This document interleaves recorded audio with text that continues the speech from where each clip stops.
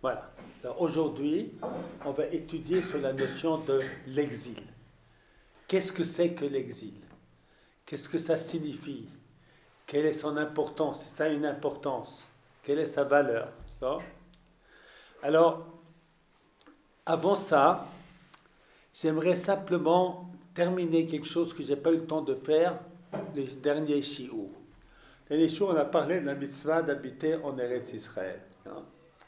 Alors, je vous ai apporté ici un texte de Sulam Bethel.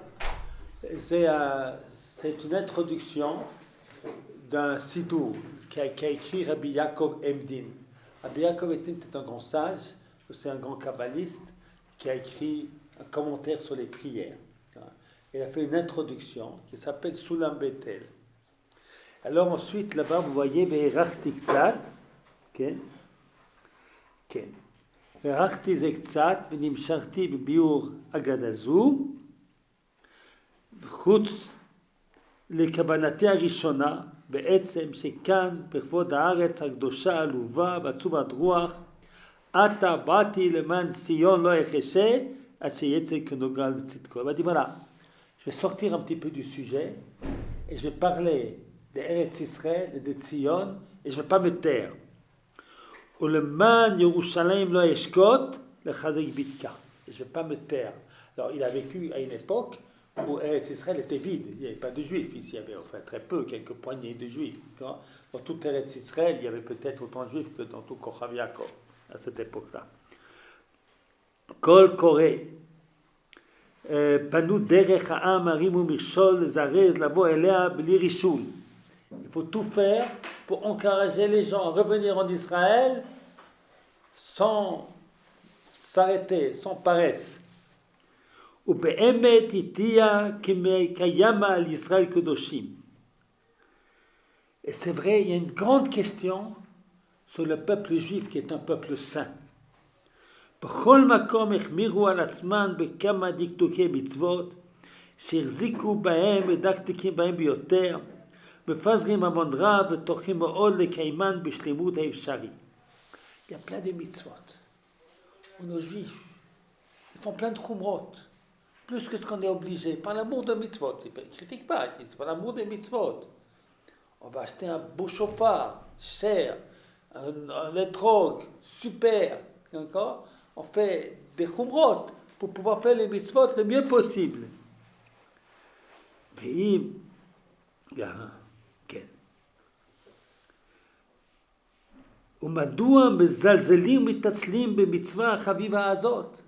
Et pourquoi les gens ne font pas des efforts pour cette mitzvah qui est très chère, celle d'habiter en Israël? יתד שכל התורה תלויה בה. C'est un pilier duquel dépend toute la Torah. ואם אמנם דבר גדול הוא לעזוב אדם ארץ מולדתו ולעקור דירתו ליסע דרך רחוקה כ-600 פרסאות ממקומנו זה, ולעבור בארצות ומדינות אשר לא ידע ולא שמע לשונם. C'est vrai que c'est difficile. C'est un pays loin, c'est 600 פרסאות, c'est des milliers de kilomètres. C'est vrai que c'est très très difficile. Hein? Et puis il y a plein de dangers dans le chemin. Hein? Alors le fum tsariara, plus c'est difficile, plus la récompense de faire cette mitzvah sera grande. Hein? Alors, הנה כמה מרופא ישיבתנו בידינו במקומות פיזורנו בגולה. אז יקל עלינו לשום נוכח השם דרכנו לבקש נחלתנו. Combien? C'est pas toujours facile en Gola. Alors il faut qu'on fasse nos efforts de revenir chez nous. Et en particulier, quelqu'un qui a de l'argent, qui a des biens. Alors pourquoi est-ce qu'il ne ferait pas cet effort? D'accord? Oula yomar elay omar kshat atzmecha tchila. Peut-être les gens vont me dire, donne l'exemple. Rabbi Yaakov Emdin. לזאת אשר אשיבנו דבר כאשר עם לבבי באמת עד בשחק נאמן סלע. שכך עלתה במחשבה לפניי בשקפה, הסכמתי בלי נדר אם ירצה השם בחיים ובריאות יסיר המונעים ואין מחלים בדבר. אז לא אחוש לטלטול הדרך הרב ולגופי החלש מעוני מרוב עבודה ותלאות נוראות שעברו עליי מנעוריי. Alors, en vérité, je vais vous dire, j'ai pris la décision d'y aller. Et malgré que je suis faible, et malgré que je suis pauvre, j'avais décidé d'y aller.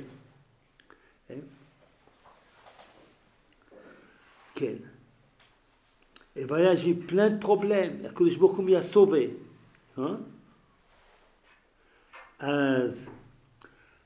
J'ai vraiment voulu arriver à l'Admat Kodesh et que je ne donnerai pas de sommeil à mes yeux tant que je n'y arrive pas.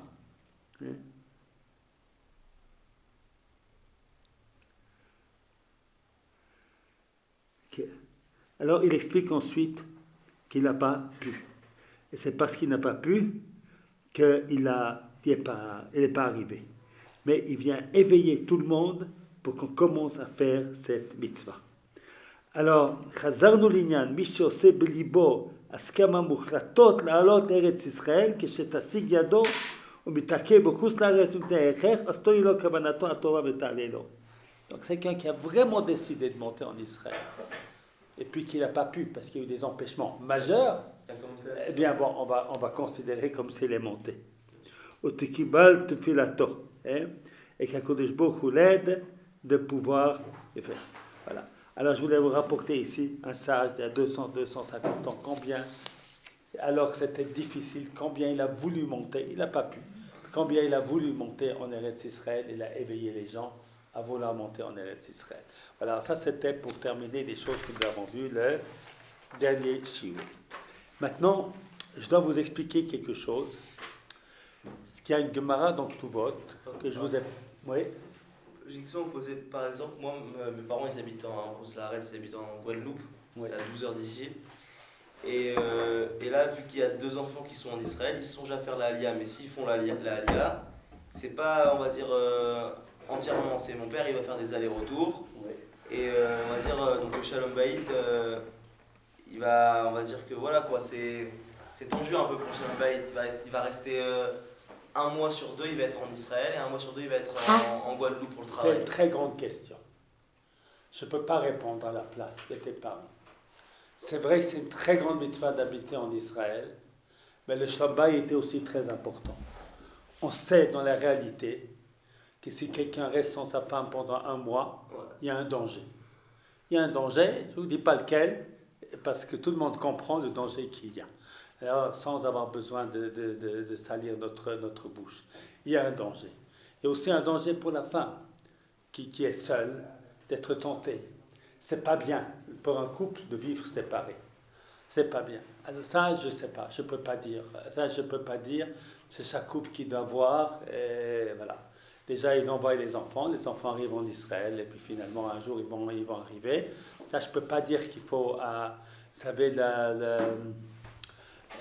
l'Aliyah de Boeing, c'est pas toujours simple. Donc il y a des gens encore qui arriver tous les Shabbatot, retourner chez eux, c'est déjà plus facile. Mais si on doit rester loin 1 mois, c'est pas dans la nature, c'est pas bien dans la nature humaine. Un homme a besoin de sa femme, une femme a besoin de son mari, les enfants ont besoin des parents à la maison. Enfin, voilà.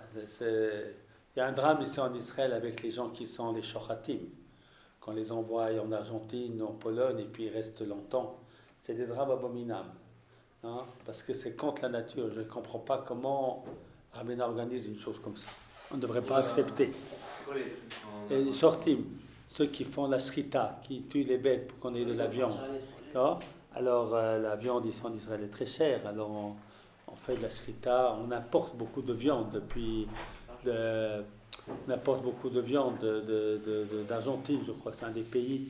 Alors il y a des shochatim qui vont là-bas pour faire la shrita, mais on ne leur paie pas un billet tous les mois. On leur paie un billet tous les je ne sais pas combien de temps. Alors ils sont très longtemps sans leur femme. Alors bien que c'est des tzadikim, c'est des shochatim, c'est des religieux, c'est pas bien. Non, il ne faut pas faire ça. Il ne faut pas faire ça. Non, moi, je ne conseille pas. C'est le Bayit avant le montagne à Israël. Oui, moi je pense. Le Bayit passe avant. Oui. On peut pas. Non, c'est pas bien, même si on ne fait pas de bêtises. admettons qu'on ne fait pas de bêtises. Hein? Il y a une nature, il y a besoin d'avoir des copains, il y a besoin d'avoir des relations. On ne va pas tromper. Disons qu'on ne va pas tromper. D'accord?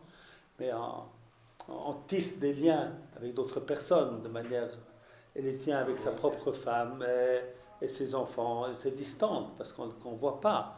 On a besoin de présence. On a besoin de présence, c'est très important. L'amour, il a besoin d'être arrosé. C'est comme une plante, l'amour. Hein, il faut cultiver l'amour pour sa femme. Et on la cultive en étant ensemble, en faisant des choses ensemble, toutes sortes de choses. Non? Mais c'est très important. Le shalom bayit est très important. Je ne dis pas qu'il faut faire. Voilà. Aujourd'hui, il y a des gens qui réussissent à travailler de loin. Là, ils n'ont pas besoin de faire beaucoup de voyages. Alors, une fois par année, ils ont besoin d'aller. Et puis le reste, ils font par télé. Comment on appelle ça? Télécommunication. Ça, c'est autre chose. Non? Mais ça, c'est chacun. Moi, je ne peux pas dire que c'est des pécheurs. Moi, vous savez, malgré tout mon amour pour la mitzvah d'Eretz Israël, je ne suis pas extrême. Je ne suis pas extrême. J'enseigne que c'est important d'habiter en Israël, mais ce n'est pas la seule chose qui existe. Il y a beaucoup de choses. Il y a Shabbat, la Kashrut, il y a la famille, il y a beaucoup de choses, l'éducation des enfants, beaucoup de choses. Tout est important. Alors moi, je pense qu'on peut tout faire en Israël, aujourd'hui. Ce n'est pas difficile comme avant. Hein? Et puis la parnassa aussi, c'est important. Hein? Alors il faut faire de grands efforts. Je crois que lorsqu'on veut, c'est comme il a écrit le Soulam Bethel, si on veut, on est aidé par Hachem pour pouvoir réussir. Et même s'il y a des grosses difficultés, il faut le faire. Mais il y a toujours une limite, puisque les gens peuvent faire. Et puis dans un couple, il y a peut-être un qui veut et l'autre qui ne veut pas. Donc il faut pouvoir trouver, comment dit-on, il ne faut pas casser la famille. Bien que dans le Shulchan Aruch, dans la Gemara, c'est marqué que l'un peut divorcer sa femme sans lui donner la Ketouba si elle ne veut pas monter. C'est elle qui veut monter. Mais j'ai dit, ce n'est pas marqué qu'ils sont obligés de faire ça. Ce n'est pas marqué. Tu veux monter, tu n'es pas obligé. Si tu veux, tu as le droit de la divorcer, parce qu'elle doit te suivre. Elle ne veut pas te dire, tu dois la divorcer sans lui donner la Ketouba. Elle veut monter, tu ne veux pas, on peut te forcer à donner son guet pour qu'elle puisse être en Israël. C'est un droit, mais ce n'est pas une obligation. Hein? Ce n'est pas une obligation. Alors, moi, je ne suis pas kitsoni dans rien. Hein. Je ne suis pas dans les extrêmes. Même pour cette mitzvah qui m'est très chère, il faut toujours être dans la mesure. Shalom Bayit, c'est tellement important, Shalom Bayit. Vous savez que ce n'est pas de Shalom Bayit. Il y a un coût pour les enfants. Quel que soit l'âge où les gens font le divorce, il y a un coût. Il y a un coût, c'est pas facile. C'est pas facile. Les gens réussissent à se remonter, mais l'otov. Alors voilà, maintenant donc on va parler du galout. On a parlé de la mitzvah d'habiter en Israël. Maintenant on va parler de la galoute. Pourquoi la galoute? Alors la première explication simple, quelle est la raison de la galoute? Hein? Punition. Honor nous donne la réponse avec tout ce qu'on va dire après. Il ne faut jamais oublier le pshat. Hein? Le pshat, c'est que le galout, c'est une punition. C'est clairement indiqué dans la Torah. Si vous ne faites pas les mitzvot, vous aurez les malédictions. Et la pire des malédictions, c'est la galoute. Non? Et voilà. Maintenant, on va expliquer qu'en plus de cela, il y a aussi des choses positives. C'est ça qu'on va essayer d'expliquer aujourd'hui en shiur, puisque on a été tellement longtemps en galoute qu'il faut essayer de comprendre. Oui. Est-ce qu'on peut dire aussi que y a un proverbe qui dit que c'est quand on perd quelque chose qu'on réalise à quel point on est déchirant de Dieu. Oui. Ça, tu vas voir ça. Cette idée, elle va se trouver un petit peu dans le Maharal. Je vous ai apporté ici quelques textes qui vont donner d'autres ouvertures pour comprendre le sens du galout.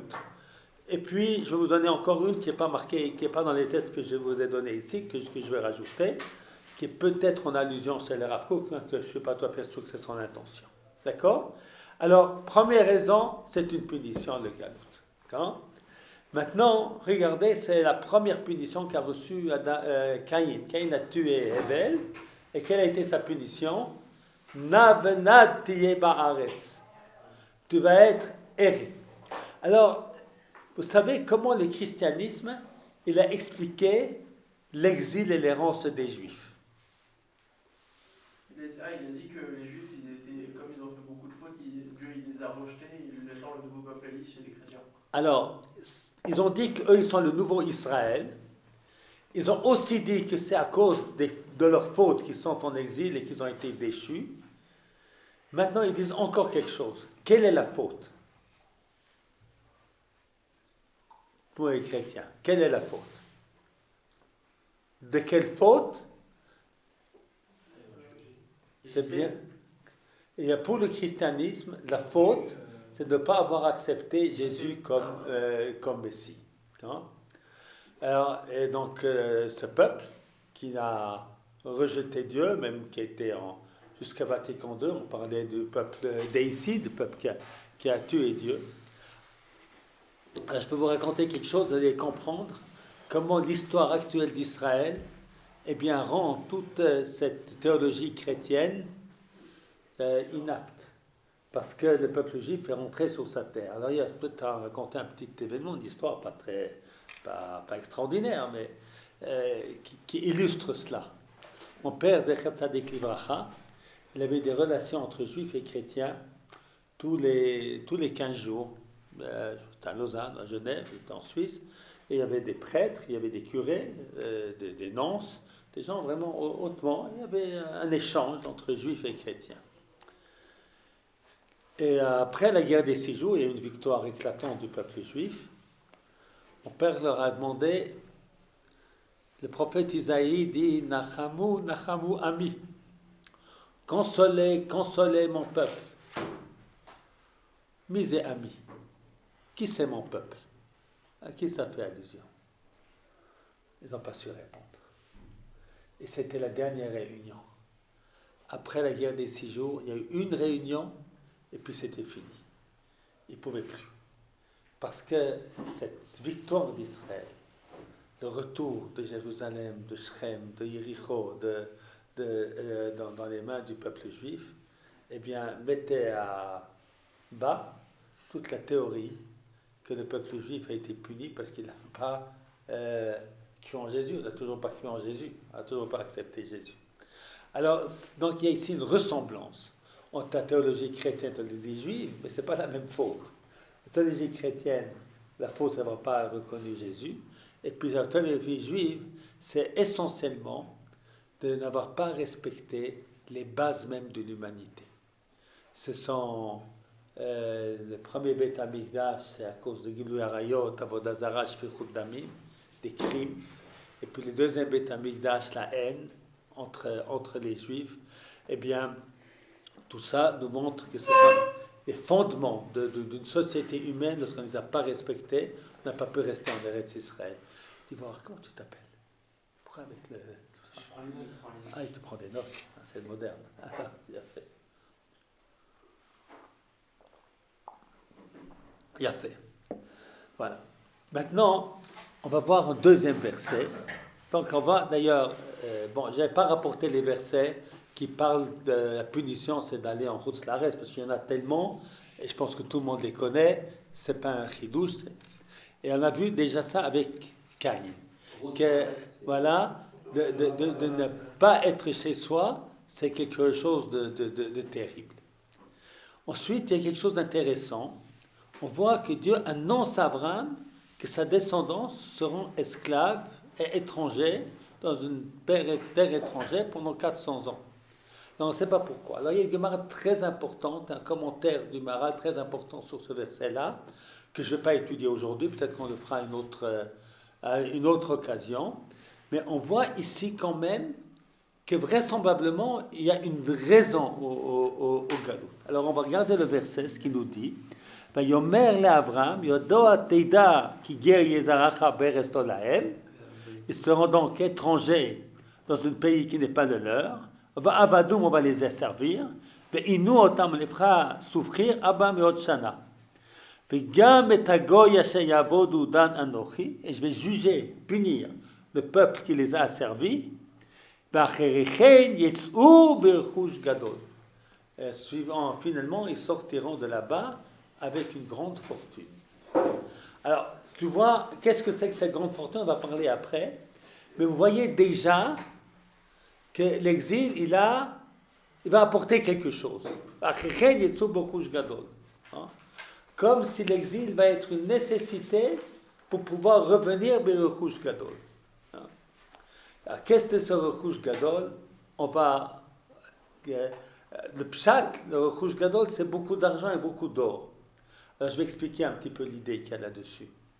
De dire que la richesse, qui était la puissance à l'époque, l'Égypte, eh bien, va passer dans les mains des Égyptiens, dans les mains des Hébreux. Pourquoi? Parce que l'Hébreu, c'est un peuple kadosh qui va utiliser le monde de la matérialité pour sanctifier Hachem. Alors, maintenant, on va voir une autre Gemara dans le Seret Psachim, ou une autre sorte de recouche, une autre sorte de fortune qu'il y a en Galout. Regardez ce qu'a dit la Gemara, on va Rabbi Elazar, lo higla HaKadosh Baruch Hu et Israël ben haomot, ela ki yidei sheitvasfu alem gerim. La raison pour laquelle Dieu, eh bien, il a éparpillé le peuple d'Israël parmi les nations, eh bien, que dei sheitvasfu alem gerim. C'est pour que s'ajoute au peuple juif des convertis. Intéressant cette Gemara. Alors en fait, je ne sais pas si vous avez des contacts avec les guérim. Nous avons pas mal de guérim à la Yeshiva d'Amérique du Sud.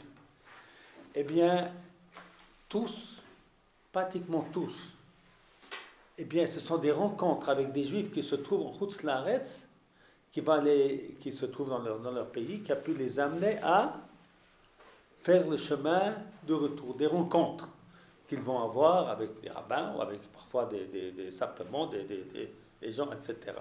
Donc, on voit ici quelque chose d'extraordinaire, qu'on est en galoute, et puis on ramène, c'est ce qu'on appelle à Kabbalah les nitzotzot, des étincelles de sainteté qui se trouvent éparpillées parmi les nations. Alors, encore une raison pour voir un côté positif dans la galoute. Alors, encore une fois, je ne viens pas dire qu'il faut être en exil, la khatrila. Ce qu'a dit Noach au début du show, que c'est une punition, ça doit rester la base, parce que c'est ça qui est écrit explicite dans la Torah. Donc, c'est une punition, il faut revenir en Israël. Maintenant, dans cette punition, eh bien, il y a des choses positives qui vont se passer. Et voici l'une d'entre elles, c'est cela. Et maintenant, on va voir un texte du Kuzari, Rabbi Yehuda Halevi. Et on va remarquer combien Rabbi Yehuda Halevi, il a un amour du peuple juif. Alors, il vivait à une époque, c'était au XIe siècle, et les Juifs étaient exilés de leur pays. Et puis là où ils se trouvaient, c'était pas bien non plus. Ils étaient persécutés de partout. Donc, d'un peuple grand, une nation importante, respectée. Nous, aujourd'hui, on ne connaît pas ça. Vous connaissez Israël comme un pays puissant, avec une armée puissante, avec une économie puissante, avec des scientifiques, etc. Non, c'était pas comme ça. Le peuple juif est un peuple persécuté d'un part et d'autre. Il y a parfois des individus qui ont réussi à briller, non? Alors, cette situation, alors le Rabbi Yehuda Halevi, il avait rapporté, vous savez qui c'est le Kuzari? C'était un roi qui s'est intéressé au judaïsme et qui pose des questions. Alors, Rabbi Yehuda Halevi lui a parlé d'Eretz Israël, qui est un pays saint, et puis de Yerushalayim, qui est saint parmi la sainteté, et puis du Beit HaMikdash, etc. Là se trouve la Shrina. Alors, le roi de Kuzari, vous avez rien de tout ça aujourd'hui. Il dit que la tête et le cœur, c'est le Beit HaMikdash, c'est Yerushalayim, la Shrina, vous avez rien de tout ça. Vous êtes morts. Omar Chaver Kenhu, t'as raison, Kacher Amarta. Bo'od velo gouf. C'est pas seulement qu'on n'est pas un corps. Avola samot mefuzarot. On est comme des ossements éparpillés. Que moi, samot ayeveshot tashera yecheskel. Comme les ossements secs qu'a vu Jézéchiel dans son... Okay? Ah là là là là. Alors on est moins que les goyim, on est moins que les peuples. Elle a dit, t'as rien compris. C'est pas le cas. Pourquoi? Parce que nous, c'est vrai qu'on est desséchés. On est desséchés de quelque chose qui avait de la vie. Vous, eh bien, vous êtes que matière. Vous n'avez jamais vu en vous cette sainteté, donc vous ne pouvez pas y revenir. Donc comme on a, même si on est desséché, il reste un potentiel. Il reste une possibilité de revenir. Hein? Alors, vous voyez, Lamed Bet, dit le Chaver, Kaumot Ametot, Asher Chashvu Lidamot Luma Chaya, les nations, ils appellent les nations mortes. Je ne sais pas si c'est dans l'original, c'était marqué comme ça. Enfin, dans la traduction, c'est comme ça que c'est noté. Asher Chashvu Lidamot Luma Chaya, qui ont voulu copier le peuple vivant. Ils ont fait des églises, ils ont fait des mosquées. Il n'y a jamais eu une seule fois la Shrina là-bas. Hein? Oui. Les non-juifs, ils ont une parcelle divine aussi comme les juifs? Alors, je vais te répondre parce que c'est très important ta question. Ma réponse est oui. Teshuva. S'ils font Teshuva, c'est qu'ils l'ont cette parcelle divine. Là, c'est absolument certain. C'est marqué dans Pirkei Avot. Chaviv Adam Shenivra B'Tselem. Chéri est l'homme qui a été créé à l'image de Dieu. Chavivin Israël, Chéri sont Israël, Shenikra Banim Lamakom, qui sont appelés les enfants d'Akodesh Baruch Hu. Tout être humain a une étincelle divine en lui. Enfin, ça, j'en suis persuadé. Non? Parce que Dieu a créé l'homme à son image, tous les hommes. Non? Il y a une Mishnah dans Sanhedrin qui dit pourquoi Dieu a créé qu'un seul homme, pour que personne puisse dire mon père est plus un, je deviens. Non?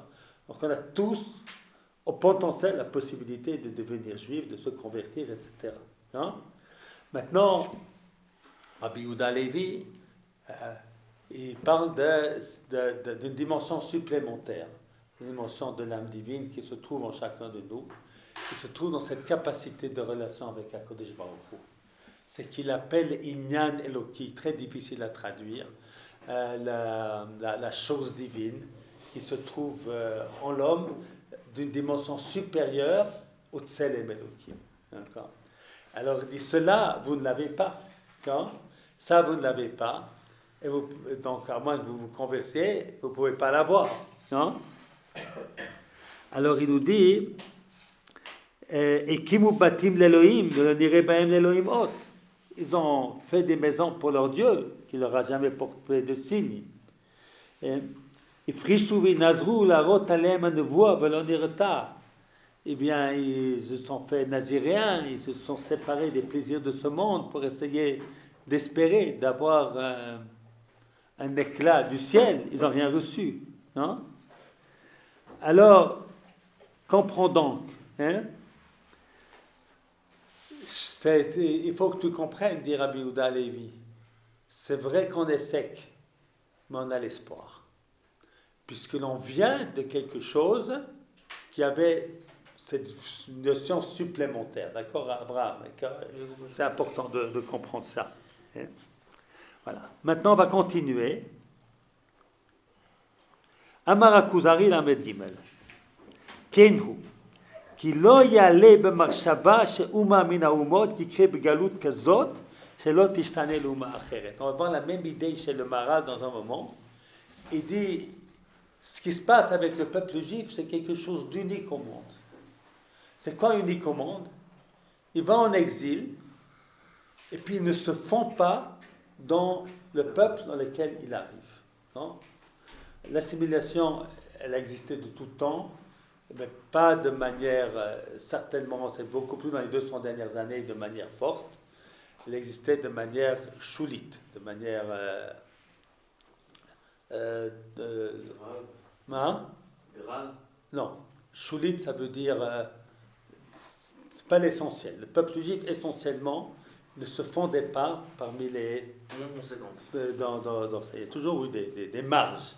Et des marges, effectivement, qui ont disparu de la circulation, une fois, voilà. Hein.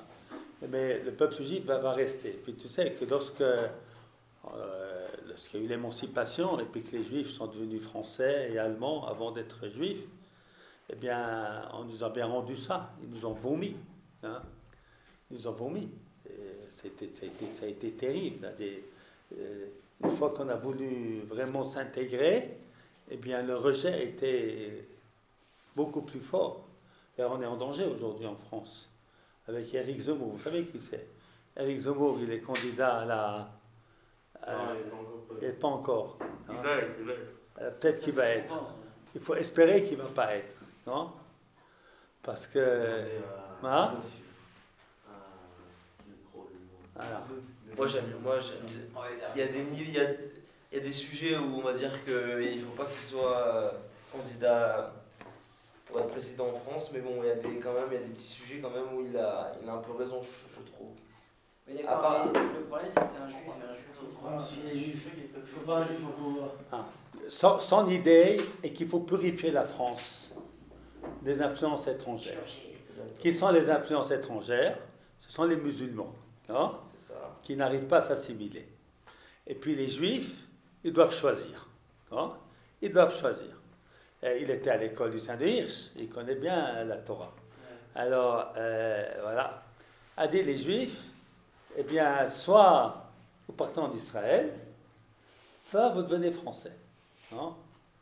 Peut-être Hein? que ça va pousser des juifs à partir de ça. Comment? Ça veut dire qu'ils ne sont pas français? Ils ne sont pas français. Alors, il écrit dans son livre, vous voyez, la famille Sandler. Vous l'avez lu le livre? Non, je n'ai pas lu, j'ai vu des citations. Ouais. La famille Sandler, vous savez, les gens qui ont été assassinés à Toulouse, eh bien, ils se sont fait enterrer en Israël. Eh bien, ça veut dire qu'ils ne sont pas français. Hein? S'ils étaient français, ben, ils veulent être enterrés dans la patrie. Hein? Hein? Bleu, blanc, rouge. Quoi? Bleu, blanc, rouge, la Marianne. Oui. Alors, c'est un... Bon, maintenant, pourquoi c'est dangereux pour nous? Moi je l'aime bien. C'est dangereux pour nous pour deux raisons. Premièrement, parce que s'il va venir au pouvoir, eh bien, il va faire une politique de droite qui automatiquement va être antisémite. Il l'est. Il dit les juifs, soit vous rentrez chez vous, soit vous restez juifs comme une religion, pas comme un peuple. Hein? Peut-être ça va pousser des juifs à partir d'Israël. Hein? Peut-être ça va pousser des juifs. Ça, c'est possible. Ah, vidéo. Toute mauvaise chose a des bonnes conséquences. Mais la deuxième conséquence, la plus dangereuse, c'est qu'il va créer un antisémitisme terrible. Zemmour, Éric Zemmour, étudie à Lucien de Hirsch, tout le monde sait qu'il est juif. Donc les gens de droite, il ne va pas pouvoir respecter tous ses engagements. Eh bien, ils vont dire, ah, les juifs, il a promis, il ne tient pas. Sale juif. Et puis les cosmopolites, quand même en France, c'est comme un pays avec beaucoup de démocrates. Ouais. Ils vont dire, voilà, c'est les juifs qui est raciste contre, etc. Alors c'est vrai qu'en termes de Chilou Hashem, il est calé, on va dire. Voilà. Voilà. Maintenant, il y a beaucoup de juifs qui veulent voter pour lui. Ouais. Hein, comme ça, parce qu'ils espèrent. Moi je trouve ça bête parce que j'ai l'impression que les juifs on n'apprend pas de notre histoire. Non. Tout le temps la même chose, on refait confiance au peuple, tout le temps la même chose. Même ça, voilà, en France, il y a eu les affaires de Dreyfus. Donc, on sait que quand un juif il prend une forte place en France, c'est dangereux. C'est Pas dangereux. encore, on fait même. Il faut venir en Israël. Il n'y a pas d'autre solution.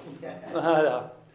Il n'y a pas d'autre solution. Ah, moi je pense que Éric Zemmour il est obligé de mettre les juifs dans le paquet parce qu'en vrai le vrai problème, et il le sait, c'est pas les juifs, c'est les musulmans en France. Oui, c'est, mais Mais voilà. en fait il est obligé de mettre les juifs dans le paquet, pourquoi? Parce que s'il met que les musulmans et sur les musulmans et laisser les juifs, à ce moment-là on dit il est purement antisémite, des musulmans et tout. Il est obligé de mettre les juifs dans le paquet, mais en soi moi je pense pas qu'il est autant. Il ne faut jamais croire, il faut savoir, les antisémites, mais c'est un antisémite, hein, c'est ce qui dit ça. Ça c'est sûr. Les antisémites, il faut toujours croire ce qu'ils disent. ne faut pas penser qu'ils ont de bonnes intentions. Hein. Que ce soit les Iraniens, lorsqu'ils disent qu'ils veulent détruire Israël, ils veulent le détruire. Et puis, lorsque Hitler disait qu'il détestait les Juifs, eh bien, il fallait croire qu'il allait... Il faut croire. Il ne faut pas ne pas croire. Voilà. Alors, on continue. Maintenant, il nous dit encore une chose très importante. Rabbi Yehuda Levi, il nous dit cette chose très importante qu'il nous dit dans le Lamed Gimel. Kenu lo yale b'marshava she'umazu min ha'umot יקרה בגלות כזאת שלא תשתנה אומה אחרת. Donc, c'est passé un événement extraordinaire. Le peuple juif ne s'est pas assimilé. וכמה אומות עבדו שחיו אחריכם לא נשאר להם זכר. Beaucoup de nations qui ont été perdues, il n'a resté aucun souvenir d'eux, ils ont disparu dans le peuple dans lequel ils sont trouvés. Amar HaChaver, ajoute Rabbi Yehuda Levi, ואל תחשוב כי מה שעשיתיך בדבריך הודעה ממנו שאנחנו כמו אדם הרמה. Ce que je t'ai reconnu qu'on est comme mort, aval, c'est une mort apparente. Pourquoi? אבל יש לנו התחברות בעניין ההוא אלוהי בתורות אשר שמה ברית בינינו ובינו כמילה, כשבת. Mais on a un lien avec Dieu grâce aux mitzvot qu'il nous a donnés, avec Shabbat, avec Brit Mila, avec toutes les mitzvot. Donc il y a ici une explication très intéressante, entre parenthèses, Rabbi Yehuda Levi sur le sens des mitzvot. Les mitzvot, eh bien, nous permettent de nous rattacher à Hachem. Donc chaque mitzvah, elle a un sens en elle-même. La Brit Mila, la Kedusha du corps, Shabbat, la Kedusha de la sainteté du temps, et de ne pas être esclave, etc. Mais il y a une raison d'ensemble pour toutes les mitzvot qu'elles nous rattachent à Hachem. Et puis, on va passer au Sefer Netzach. Un petit peu de Maharal, et puis ensuite je vais vous donner l'explication que je vais donner. Alors, il explique le Netzach Israël, c'est le Maharal, c'est que le Galout est une preuve de la Géoula. On va presque dire, le Galout est en lui-même une preuve de l'existence d'Hachem. Qui a Galout Batzma, l'exil est une preuve de la délivrance. Pourquoi? L'exil, c'est sortir de l'ordre des choses, c'est contre la nature. Dieu a donné à chaque peuple l'endroit qui lui convient.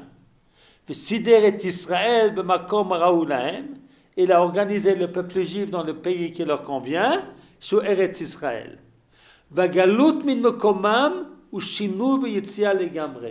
Sortir en exil, c'est sortir de la situation naturelle. Si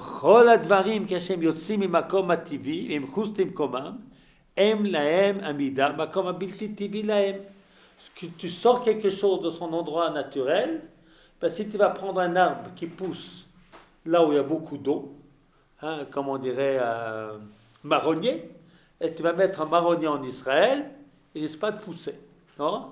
Et puis s'il va prendre un palmier et puis le planter en Suède, eh bien, il ne va pas supporter. D'accord? Il ne va pas supporter. Non? אז אין להם מקום, עמידה מקום הבלתי טבעי להם. רק הם חזרים למקומם הטבעי, ils doivent retourner à leur endroit naturel. S'ils restaient dans un endroit nouveau, ça serait le non naturel reviendrait nature. Mais c'est la chose qui peut. Ça ne veut pas rester.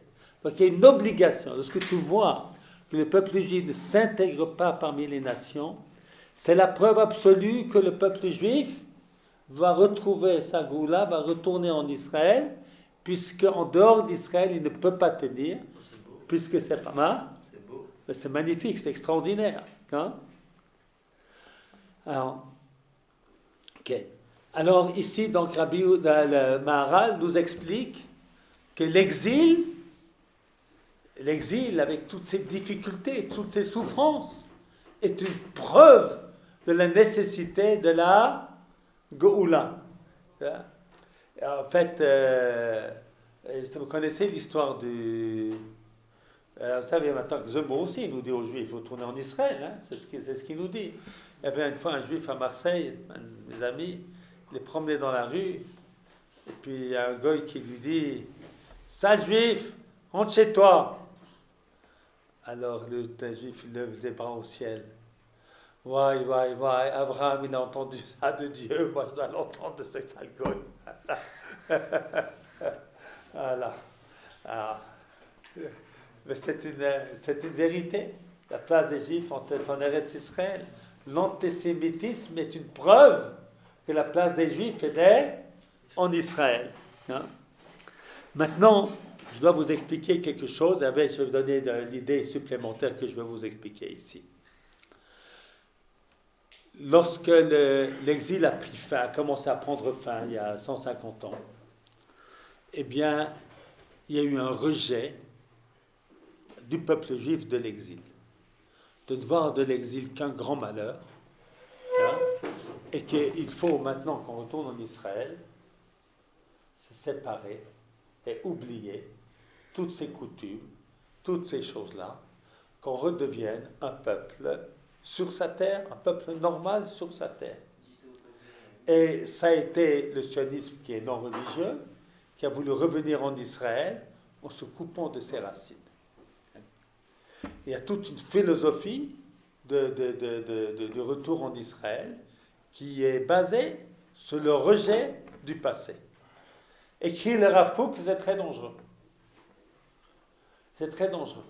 On ne peut compter le retour en Israël qu'en ajoutant un étage sur ce qu'on a fait en exil et pas en effaçant le passé. Alors regardez ce texte Orot Atria, c'est le chapitre 3 du Rav Kook. Atria tsoveret et kol idealenu hanitzchiyim v'gonastam batchalata b'maasim ketanim. בהשתדלות מתנחלת לדורות לשוב אל הארץ, אל המקום שזכויותינו וסגולותינו ממתינות לנו. Alors la résurrection, eh bien, elle éveille tous les idéaux éternels qui ont été cachés, avec des petites actions qui sont en train de se faire. Il est mort avant la création de l'État d'Israël, en 1935. Hein?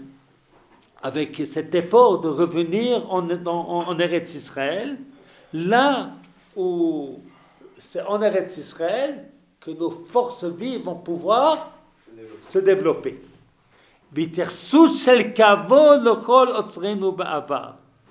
En ayant beaucoup de respect de tous les trésors du passé. Hein?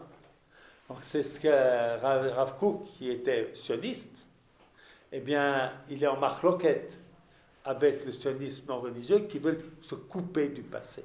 Hein? Se couper du passé. J'ai reçu une fois un jour une agada à la maison de notre belle-mère, de ma belle-mère, une grande sadique à ma belle-mère. Nous allons faire une agada très joliment, avec des traits, etc. Et mon beau-frère, il a dit, attention, elle n'est pas cachée cette agada. C'est quoi Agada de Pessah. Hein? Là, on ouvre l'agada.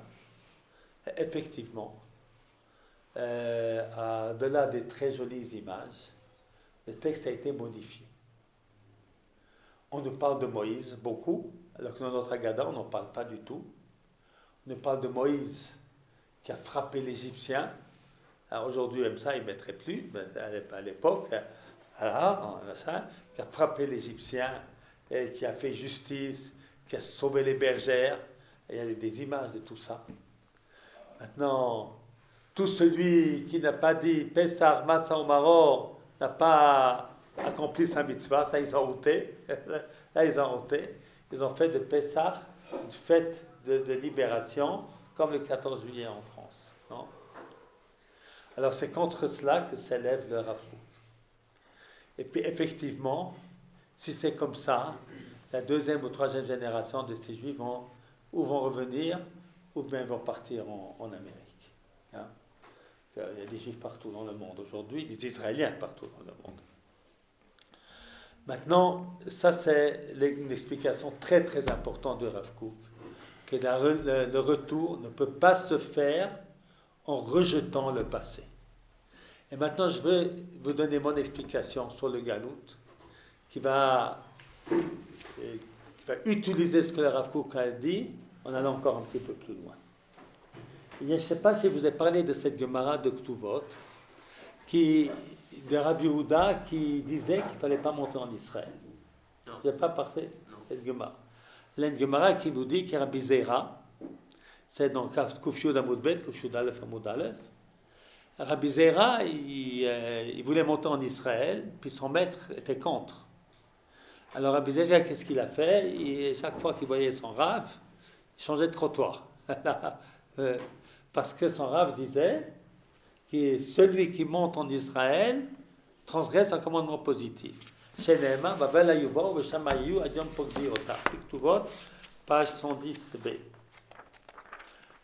Alors, la Gemara dit, il a raison, Rav Yehuda. Il y a vraiment un verset, ils seront en exil, ils seront en Babel, jusqu'au jour où je vais les rappeler. Rabbi Zera, non, ce verset, il parle des ustensiles du Beth Amikdash. Alors, Rav Yehuda, il apporte d'autres versets. On dit tous les avant Shabbat. Ishbati etrem benot Yerushalayim besvot beinot asadeh im ta'iru toru et ahavat sheterpotz. Je vous adjure, les filles de Jérusalem, de ne pas éveiller l'amour avant qu'il apparaisse. Et de là, on apprend qu'il ne faut pas se révolter contre les nations, qu'il ne faut pas se lever comme une muraille pour conquérir Israël. J'avais pensé vous faire un chiot sur cette Gemara, mais je pense qu'on va y renoncer. Mais juste vous donner, il y a beaucoup d'explications, et donner l'explication que je vais vous donner maintenant. Alors, cette Gemara, eh bien, elle est un petit peu la base de Sotmar, qui se sont un rabbi de Sotmar, qui a écrit un livre contre la lia en Israël. Donc, il faut attendre le Mashiach pour monter en Israël. Il ne faut pas hâter le temps. Sur quoi il appuie ses propos? Cette Gemara. Et pourquoi il dit ça? Il a bien une raison. Oui. Il a dit ça, il se base sur cette Gemara. Cette Gemara dit... La Gemara dit que Dieu nous a adjuré de ne pas se révolter contre les peuples. Dieu nous a adjuré de ne pas monter comme une muraille en Israël. C'est l'olitrok et takes, de ne pas précipiter le temps. Et elle est où la mitzvah d'habiter en Israël dans un Gemara? Alors, Kufyud Amoudbet, la mitzvah d'habiter en Israël, et Kufyud Alet, c'est le contraire. D'accord? Alors, il y en a qui citent ça, il y en a qui citent ça. Voilà. En vérité, elles sont les deux vraies. Alors, moi, je vais vous expliquer cette Gemara-là. D'accord? Il y a beaucoup d'explications. Elle n'est pas rapportée parmi les poskim, etc. Il y a beaucoup de choses. Maintenant, je vais vous donner l'explication qui me semble la plus vraie. Rav Yehuda, c'est au début de l'exil. Il a compris quelque chose de très, très, très important. Il faut se rendre compte que les Juifs sont entrés en Israël au temps de Josué. Eh bien, ce qui nous soudait, c'était le Mishkan, d'abord à Shiloh, et puis ensuite à Giv'on, et puis ensuite au Beth Amikdash, au Yerushalayim, et puis qu'on était tous dans le même pays. C'était ça qui nous soudait comme peuple, comme nation. Et maintenant, on est parti en exil. C'est ce qui nous soude, c'est notre pays. C'est ce qui nous soude, c'est Yerushalayim. On n'a pas Yerushalayim, on n'a pas notre pays. On va disparaître. Alors, qu'est-ce qu'il a dit à Yehuda? Il faut trouver un nouveau centre pour le judaïsme. Quel est ce nouveau centre? Ce sont les yeshivot. Ce sont les Bate Knesset. Ce sont les Bate Midrashot. Si c'est ça le centre, on va exister. Si on va continuer à rêver à Israël qu'on ne peut pas avoir, qui est impossible d'avoir, eh bien, on va disparaître. C'est une très grande vision qu'il a vue. Il a vu juste. Il a fallu transformer quelque part le judaïsme en mettant le point central sur la synagogue, sur l'étude de la Torah.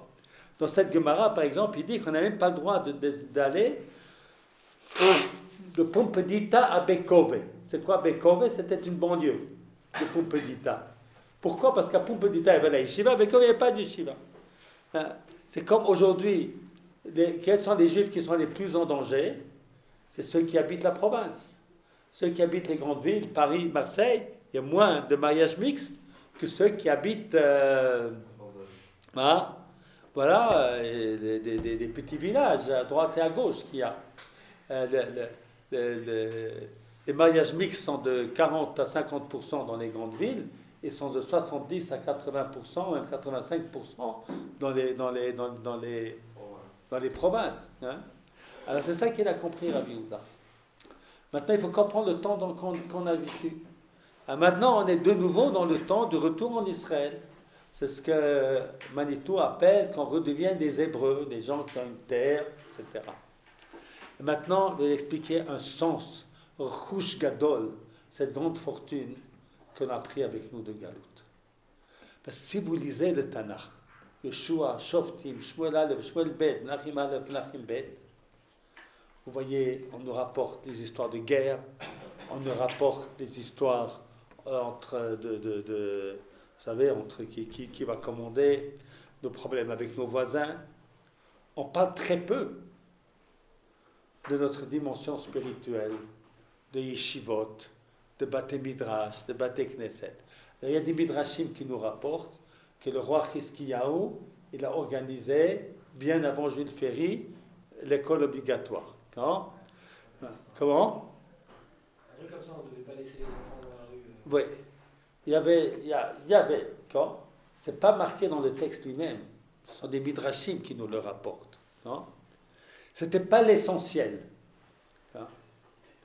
Maintenant, on a, grâce à l'exil, grâce à Rav Yehuda, on a eu un essentiel qui est le Bet HaKnesset, le Bet HaMidrash, le Limud Torah. Maintenant, lorsqu'on revient en Eretz Israël, alors on revient à l'origine où la notion de nation, la notion de l'armée, la notion de l'économie sont importantes. C'est vrai qu'elles sont importantes, mais elles ne sont pas uniques. Et comme dit le Rav Kook, il faut que ce retour se fasse sans se couper du passé. Il n'y a jamais eu autant de Torah en Eretz Israël que ce qu'il y a dans notre temps. Il n'y a pas de ville, il n'y a pas de village en Israël, il n'y a pas une synagogue, où il n'y a pas un kollel, où il n'y a pas une yeshiva. Il n'y a pas. Partout. Il y a les grands centres de Torah à Haredi, mais à plus de ça, il y a partout. Aujourd'hui, même des kibbutzim qui n'avaient pas de synagogue pendant 70 ans, eh bien, ils commencent à reconstruire des synagogues. C'est beau. Voilà. Tout ça, c'est parce qu'on ne peut pas se couper du passé. D'accord? C'est ça l'importance aussi des Haredim en Eretz Israël. Non? Ils n'ont peut-être pas compris la dimension supplémentaire qu'il faut avoir, qui est la dimension du passé, du passé ancien. Mais grâce à eux, eh bien, il y a une importance très grande du Bet HaKnesset et du Bet HaMidrash et du Limud Torah. Non? Alors ça, c'est le Rouch Gadol qu'on a reçu de notre exil. Non? Pendant l'exil, on a compris que la Torah et les mitzvot sont absolument centraux. L'étude de la Torah, pas seulement faire des mitzvot, ça on a toujours fait, mais l'étude de la Torah, faites ce que vous faites, prendre une année, 2 ans, 3 ans pour étudier la Torah, quelque chose d'extraordinaire. Et ce n'est pas seulement une petite élite, beaucoup de gens font ça. Beaucoup de gens font ça. Eh bien, ça, c'est le Rouch Gadol, la grande fortune que nous avons reçue de notre exil. Voilà.